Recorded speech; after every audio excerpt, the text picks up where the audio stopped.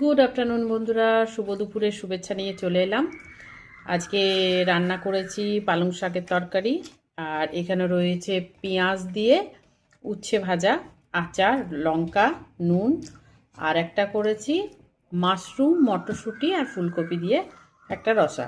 কারণ আজকে হচ্ছে মঙ্গলবার, মঙ্গলবারেও আমি নিরামিষ খাই, সোমবার মঙ্গলবার দুদিনই নিরামিষ খাই।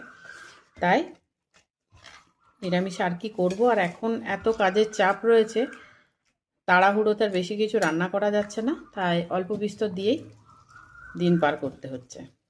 তো পালং শাক দিয়ে আমি ফার্স্টে খাবারটা শুরু করি।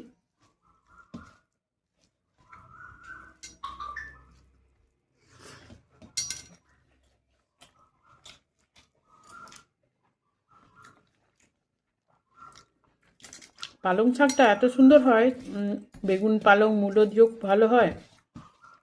আবার পালং শাক যদি রসুন, কাঁচা লঙ্কা বা শুকনো লঙ্কা দিয়ে করা হয় তাহলেও ভালো হয়। পালং শাকের যা বানানো হয়, একটু বড়ি দিয়ে দিলে আরও ভালো হয়। তো এই পালং শাকের একটা তরকারি দিয়ে শুরু করলাম দুপুরের লাঞ্চ। খুব ভালো হয়েছে। আর এদিকে উচ্ছে করলা ভাজা, আর সাথেই মাশরুমের তরকারি।